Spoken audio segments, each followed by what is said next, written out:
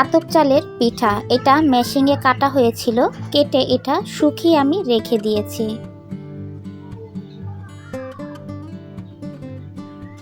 আপনারা এভাবে একবারে বানিয়ে শুকিয়ে রাখতে পারেন। এখন আমি পানিতে দিয়ে দিব। পানিটা কিন্তু গরম হয়ে গেছে।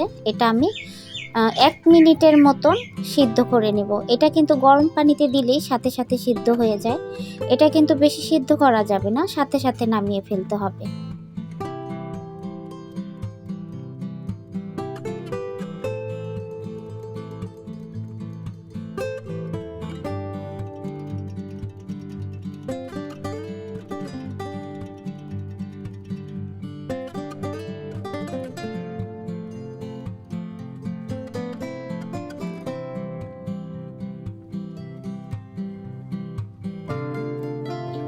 পানিটা আমি ঝরিয়ে নিয়েছি, আর পানি দিয়ে একটু ধুয়ে নিলে ঝরঝরা হয়ে যায়।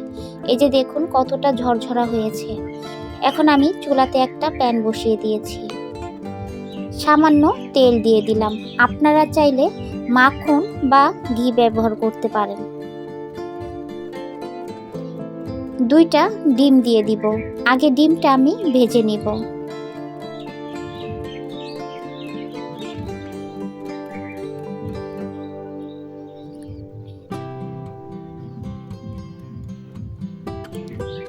স্বাদ মতো লবণ দিয়ে দিলাম।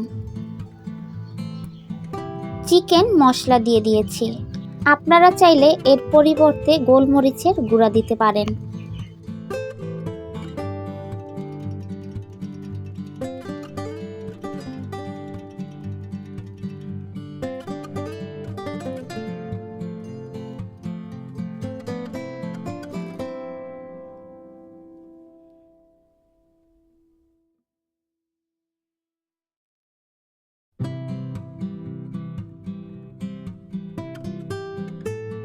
ডিমটি আমি ভেজে তুলে নিয়েছি। এখন আবার প্যানে আমি তেল দিয়ে দিলাম।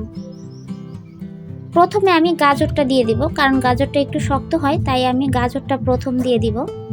গাজরটা একটু ভেজে নিব যাতে নরম হয়।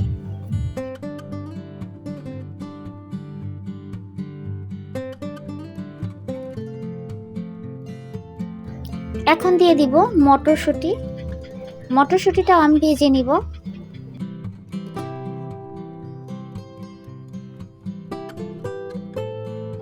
এখন স্বাদ মতো একটু লবণ দিয়ে দিব।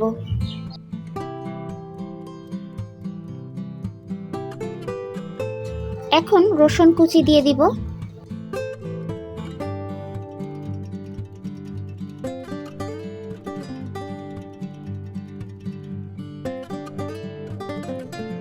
কিছুটা কাঁচা ঝাল দিব। যে যেমন ঝাল পছন্দ করেন তেমন ঝাল ব্যবহার করবেন। এখানে আমি 4টার মতো কাঁচা ঝাল নিয়েছি।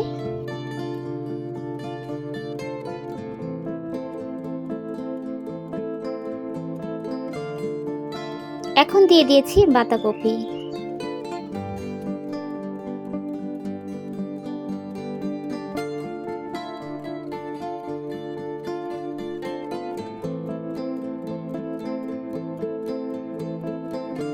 আপনারা চাইলে আরও সবজি ব্যবহার করতে পারেন, যেমন ক্যাপসিকাম, ব্রকলি, আরও অনেক সবজি আছে। এখানে আমি আবার কিন্তু সেই চিকেনের মশলাটা দিয়ে দিয়েছি। আবার ভালো করে নেড়েচেড়ে ভেজে নেব। এখন কিছুটা পেঁয়াজের পাতা দিয়ে দিলাম। অনেকেই পেঁয়াজের পাতা বলেন, অনেকেই পেঁয়াজের কালি বলেন। সেই পেঁয়াজের কলি, কালি বা পাতা, সেটা আমি দিয়ে দিলাম। এখন এর সাথে একসাথে আরেকটু আমি ভেজে নেব।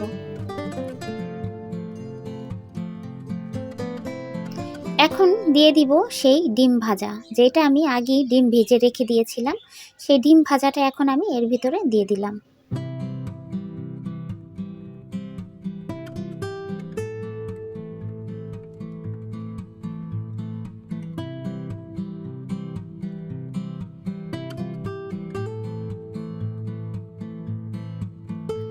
এখন সেই আতপ চালের কাটা, মেশিনে কাটার পিঠাগুলো দিয়ে দিব এর ভিতরে।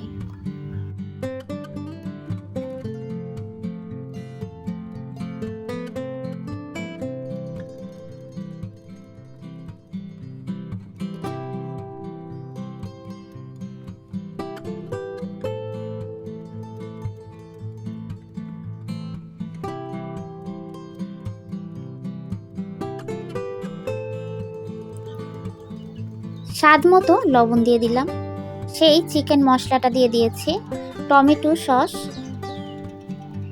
Soya sauce. এখন ভালো করে নেড়ে চেড়ে নেব।